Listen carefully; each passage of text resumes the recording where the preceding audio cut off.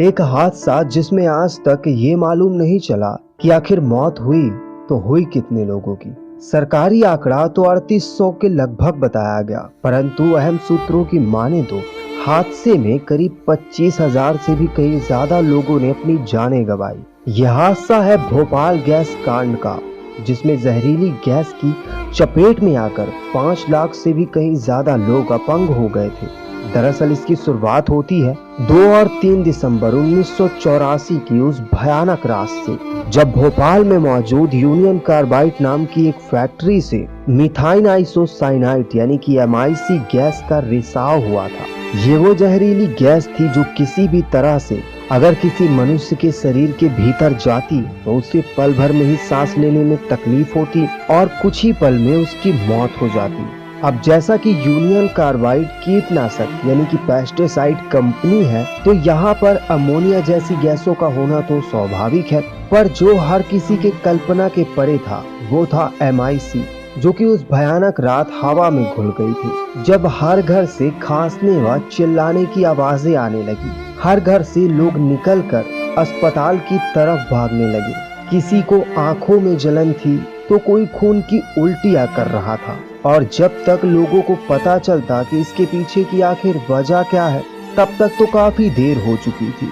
इसके बाद ठीक अगली सुबह ही लोगों ने इस कांड पर अपनी अपनी टिप्पणियां देने की शुरुआत की, पर कंपनी के मालिक ने इसे तो वर्करों की लापरवाही बताया।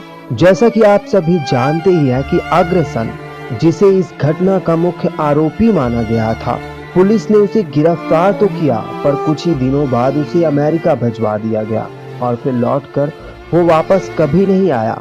लेकिन इसके पीछे का सच आखिर क्या था, ये भी तो जानना जरूरी था, जिसे उजागर किया भोपाल के पत्रकार राजकुमार केसवानी ने। इनकी नजरें यूनियन कार्बाइड पर काफी समय से थी। इन्होंने ये पर्दाफाश किया कि इस हादसे की शुरुआत 1 या 2 दिन पहले से नहीं, बल्कि 8 वर्षों पहले ही हो गई थी। वर्ष 1969 में लगी इस फैक्ट्री का पहला मामला वर्ष 1976 में सामने आ गया था, जब फैक्ट्री के द्वारा हो रहे प्रदूषण के मुद्दे को ट्रेड यूनियन ने उठाया था, जिसे कुछ ही समय बाद दबा दिया गया। वही एक हादसा वर्ष 1982 में हुआ था। उसी फैक्ट्री के 2 कर्मचारी जहरीली गैस की चपेट में आकर मारे गए थे, लेकिन इस मुद्दे को भी आग न मिल सकी। पत्रकार राजकुमार ने इन सभी मुद्दों के बारे में लोगों को न्यूज के जरिए जानकारी दी। इन सभी हादसों से ये तो साबित हो गया था कि इस गैस कांड के पीछे यूनियन कार्बाइड का ही हाथ है। इस हादसे के बाद ट्रेड यूनियन ने मशहूर जांचकर्ता माइकल राइट को भारत बुलाना चाहा, पर अथॉरिटी ने माइकल राइट को वीजा देने से साफ साफ इनकार कर दिया, जो कहीं न कहीं ये इशारा था कि यूनियन कार्बाइड और भारत सरकार दोनों ही ये नहीं चाहते कि इस गैस कांड पर आगे कोई कार्रवाई की जाए। वो कहते हैं ना कि पैसा सब कुछ खरीद सकता है, पर किसी की अंतर आत्मा को नहीं खरीद सकता। और माइकल राइट की अंतरात्मा जानने के लिए काफी बेचैन थी कि आखिर क्या हुआ भोपाल में। इसलिए माइकल राइट गुप्त रूप से एक यात्री बनकर भारत आए, पर आते ही उन्होंने भोपाल की जैसी हालत देखी वैसी उन्होंने कभी सोची भी नहीं थी। उनके पास समय काफी कम था और काम काफी ज्यादा, इसलिए उन्होंने अपने एक एक पल का सही तरह से इस्तेमाल किया और भारी शोध के बाद इस हादसे की वजह को खोज लिया।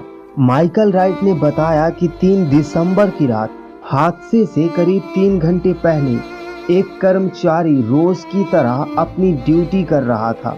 जैसा कि उसका काम था, वो सभी पाइप में पानी भरता है ताकि पाइप की सफाई की जा सके, लेकिन वो ये नहीं जानता था कि उसके द्वारा फेंके गए पानी से पाइप की सफाई नहीं हुई, बल्कि ये पानी तो जायंट अंडरग्राउंड स्टोरेज टैंक में जा चुका था, जो खतरनाक गैस MIC से भरा हुआ था। क्योंकि जिस पाइपलाइन के द्वारा पानी टैंक तक पहुंचता था, उसे स्लिप ब्लाइंड नाम की एक मेटल प्लेट से अलग किया जाता था। उस रात वो प्लेट वहां पर मौजूद ही नहीं थी। वहीं पानी के तेज बहाव के साथ उस पाइप पर लगा जंग भी E610 नाम के एक टैंक में चला गया था। जहां पहले से ही 42 टन MIC गैस मौजूद थी। वही लोहा और MIC गैस आपस में मिलती है तो उसमें एक ऐसा मिश्रण बनता है जो अगले 1 घंटे के अंदर ही टैंक में गैस का भूचाल पैदा कर देता है, जिसके कारण वो जहरीली गैस उबलकर टैंक से बाहर निकलने लगती है। लेकिन फैक्ट्री के कर्मचारी अभी भी इसे एक सामान्य रिसाव ही समझते हैं, क्योंकि फैक्ट्री में मौजूद रीडिंग अभी यही बता रही थी कि सब कुछ ठीक है। लेकिन तभी वहीं कुछ ही देर बाद रीडिंग तेजी से बदलने लगती है और कुछ ही देर में अपने मैक्सिमम पॉइंट तक पहुंच जाती है। अब यहाँ कर्मचारियों को समझ आता है कि कोई बड़ी तबाही होने वाली है, जिसे घटने में महज कुछ ही वक्त रह गया है। हालांकि कंट्रोल रूम के ऑपरेटर सुमन देव को अब भी ये उम्मीद थी कि सब कुछ ठीक हो जाएगा, क्योंकि उन्हें ऐसा लग रहा था MIC गैस मेल्ट स्क्रीबर में जाकर घुल जाएगी। लेकिन ऐसा नहीं होता, बल्कि वो जहरीली गैस मेल्ट को पार करके टावर तक पहुंच जाती है। अब यह हादसा होने में मात्र 15 मिनट ही बचे थे, बल्कि सुमन की टीम अब भी हार मानने को तैयार नहीं थी और इस तबाही को रोकने के लिए वो आखिरी कोशिश भी करके देखते हैं कि शायद कुछ चमत्कार हो जाए। जब सभी कर्मचारी इमरजेंसी वाटर कैनन को खोलकर MIC गैस को फिर से एक बार निष्क्रिय करने की कोशिश करते हैं, पर अफसोस कि वाटर पाइप में इतनी क्षमता ही नहीं थी कि पानी का प्रेशर प्ले टावर तक पहुंच सके। आखिरकार वो समय आ ही जाता है जब MIC गैस हवा में जाकर घुल जाती है। वहीं वो गैस एक भारी जहरीले बादल का रूप ले लेती है और शोधकर्ता ने बताया कि इस बादल ने मिनटों में ही 3000 भोपाल वासियों की जान ले ली थी। फिर यही आंकड़ा धीरे धीरे बढ़ता गया और धीरे धीरे 15,000 मौतों को पार कर गया। जो बच गए वो गैस की चपेट में आकर अपंग हो गए।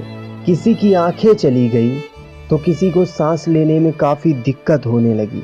यहाँ तक कि आज भी इसका असर यहाँ पर पैदा होने वाले बच्चों में देखने को मिलता है, इसलिए क्योंकि इनके माता पिता की रगें उस जहरीली गैस के मंजर से गुजर चुकी हैं। हालांकि इस हादसे के बाद ये प्लांट हमेशा हमेशा के लिए बंद कर दिया गया और लोगों को इंसाफ बिल्कुल भी नहीं मिल सका, और जो मिला वो ना के बराबर था, क्योंकि इस हादसे के बाद अमेरिका ने $470 मिलियन मुआवजा देने की बात कही, जो करीब $600 प्रति पीड़ित था।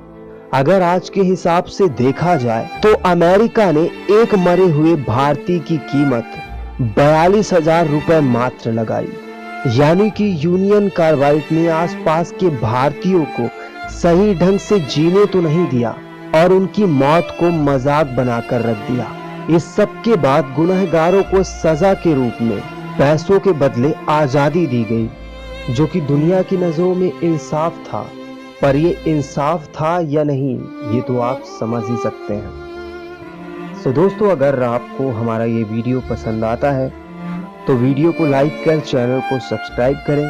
तो चलिए मिलते हैं हम हमारे अगले वीडियो में। तब तक के लिए बाय बाय, टेक केयर, स्वस्थ रहिए, सुरक्षित रहिए, धन्यवाद।